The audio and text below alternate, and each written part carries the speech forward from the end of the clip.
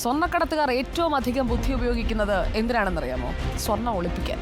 വസ്ത്രത്തിനകത്ത് ഒളിപ്പിച്ച് കടത്തുന്ന പഴയ രീതിയൊക്കെ പോയി. ഇപ്പോൾ ശരീരത്തിനകത്താണ്. പേസ്റ്റ്, പൗഡർ, അങ്ങനെ പല രൂപത്തിലാക്കിയാണ് സ്വർണ്ണക്കടത്ത്.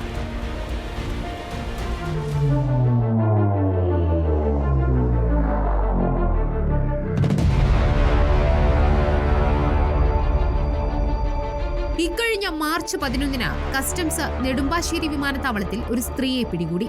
സ്വർണം കടത്തുന്നു എന്ന രഹസ്യ വിവരത്തിന്റെ അടിസ്ഥാനത്തിലാണ് കാസർഗോഡ് സ്വദേശി ആയിഷയെ കസ്റ്റഡിയിലെടുത്തത്. പരിശോധനയിൽ തലയിൽ വെച്ചിരുന്ന ഹെയർ ബാൻഡ് പിടികൂടി. ഹെയർ ബാൻഡ് രൂപത്തിലായിരുന്നു ഇവർ സ്വർണം കടത്തിയത്. അതും 885 ഗ്രാം സ്വർണം. ഏതാണ്ട് 59 ലക്ഷത്തോളം വില വരും. ക്വലാലംപൂരിൽ നിന്ന് വന്ന ഇവരിൽ നിന്ന് വെള്ളി നിറം പൂശിയ 43 ഗ്രാം കമ്മലും കീ ചെയിനും പിടിച്ചെടുത്തു. സ്വർണം രൂപമാറ്റം വരുത്തി കടത്തുന്നതിന്റെ ചെറിയൊരു ഉദാഹരണം മാത്രം. ഇതുപോലെ ഓരോ ദിവസവും ഓരോ പരീക്ഷണങ്ങളുമായാണ് കടത്ത് സംഘം ഇറങ്ങുന്നത്.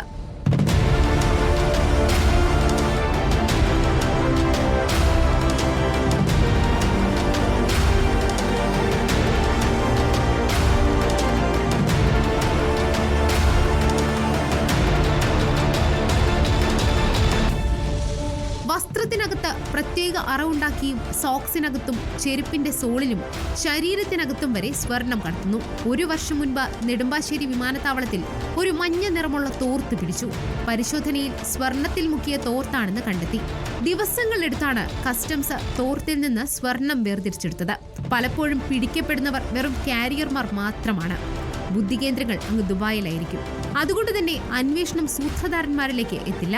ഇതുതന്നെയാണ് സ്വർണ്ണക്കടത്ത് സംഘത്തിന്റെ ആത്മവിശ്വാസവും. News desk reporter.